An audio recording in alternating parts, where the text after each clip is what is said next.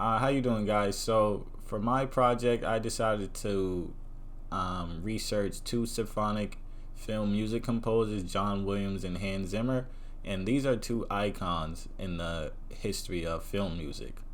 So just a little vocabulary word I want to get you guys familiar with is a musical score. And a musical score is a written or printed piece of music that shows the notes, rhythms, and other elements needed to perform a piece of music. So let's get right into this PowerPoint. So first off, John Williams. Let's start with the sounds of John Williams. I said, my God, this guy must be 80 years old. I really thought, I thought maybe here's some guy who's 80 years old who maybe wrote his greatest scores of his life. And I wanted to find out who this guy was, and I met this young man named John Williams. I was amazed.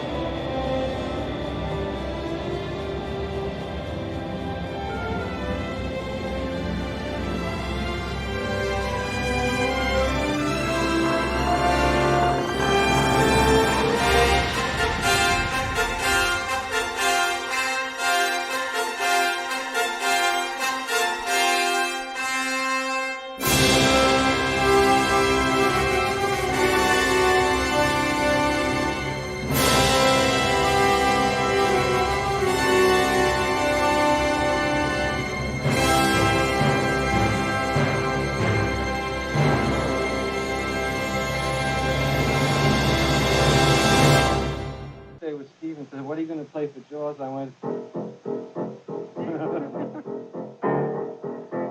He said, "You're kidding." I said, you're crazy. It's a serious movie. Hey, he's taking it. He's taking it. He's taking it. Hey, go!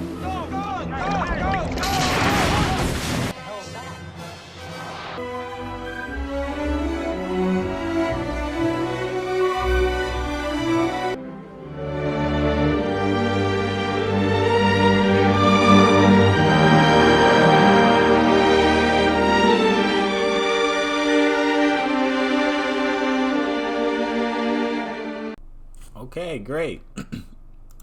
So John Williams, he was born February 8th, 1932 in Floral Park, New York. He showed early interest in music. His father was a jazz percussionist. He attended UCLA studying music composition. He studied in the film industry as a pianist, worked with composers like Bernard Herrmann and Alfred Newman in the 1950s, and he's composed for various TV shows in the 1960s, gaining recognition. And in the 1970s is when he teamed up with Steven Spielberg. And this is where his iconic film composing, kind of took off and put him on the map when Jaws released in 1975. So the characteristics with his shooting go back to just renowned for the sweeping and the emotive scores that it brings. So like, all of his sounds just add more depth in the theme to the piece. And the instruments he likes to use is leitmotifs, which are often played by the orchestras. So we want to go to John Williams' impact. His impact, anything in the 20th century Hollywood really is John Williams. So everyone loves Star Wars, Indiana Jones. These classic, how should I put it? These classic sounds that we associate with these movies. Dun, dun, dun, dun, dun, dun, that's Superman, Star Wars. So there was a shift in the film music where Hollywood was trying to move away from the older symphonic film music, the classical.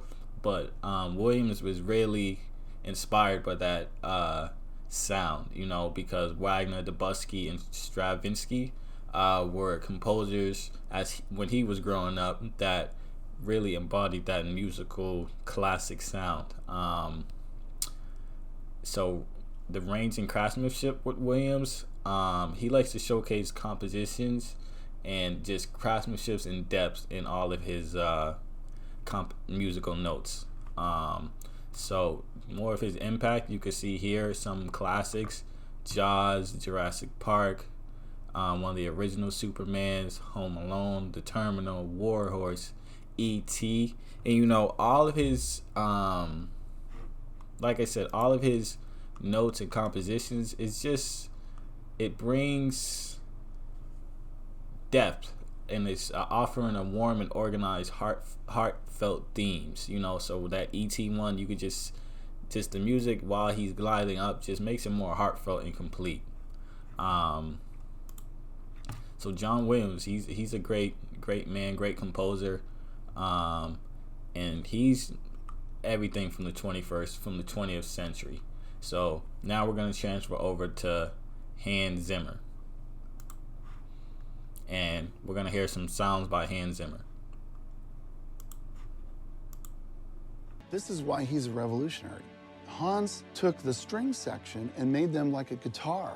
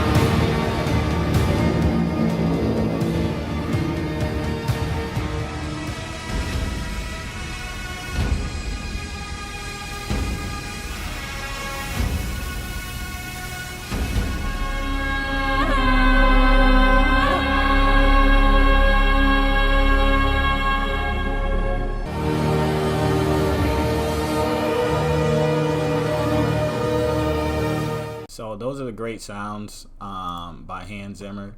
So we can just learn some background history about Han. He was born in 1957, and he's a German composer. He was born in Frankfurt, West Germany. He showed early musical talent by playing keyboard at a young age. He moved to London in the late 1970s and initially worked as a session musician and synthesizer player. His first film score was in 1985, My Beautiful Laundrette. And he really gained recognition for Rain Man 1988 and Driving Miss Daisy 1989.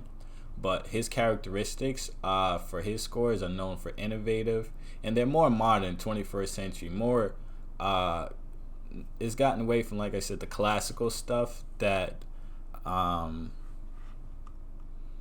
John Williams was doing. He's more on the digital side, electrical instruments, because he's a self-taught musician himself. So he likes to blend orchestral and electronic elements together.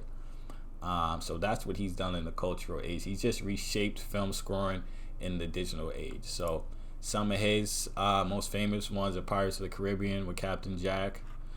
We all love Kung Fu Panda. He was in Dark Knight, Batman, Son of God, Widows, Superman vs. Batman, Sherlock Holmes, Wonder Woman, Blue Planet. If you go listen to it, it's really epic. So now looking at it, rewatching Blue Planet, now I know why it was Zimmer, because whenever they do like the Planet shows on Netflix, the sounds have to be extremely epic. So I just want to go over a comparison between these two icons. So John Williams. So like I said, he has a love for classical sounds. Williams embraces classical sounds, offering warm, organized, and heartfelt themes that add depth to movies. Mickey Mouse and leitmotif, leitmotifs, mastering techniques like Mickey Mouse and leitmotifs, injecting new meanings into scenes with symphonic consistency and different sound scales. Many of you might not know what Mickey Mouse is. If you watch Tom and Jerry, like when the mouse, I think his name is Jerry, is like walking, you could hear little sounds of like different pitches when he walks, and it's kind of like it's just let me find the exact word for it. I have it right here in my notes.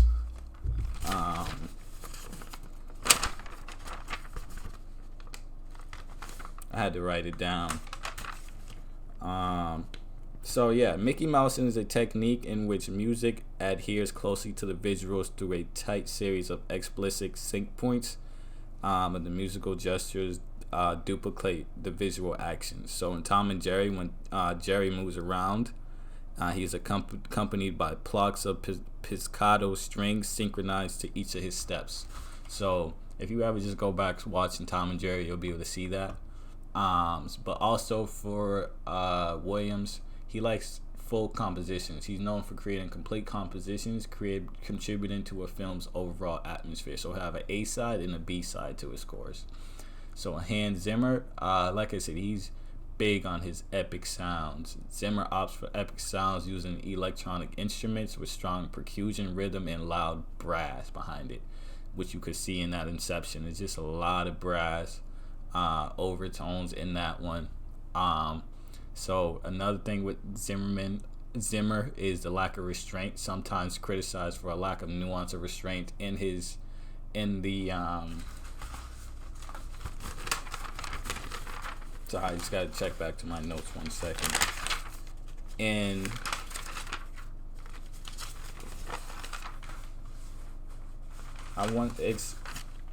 they talk about his restraint in when we talked about in 2.2 no,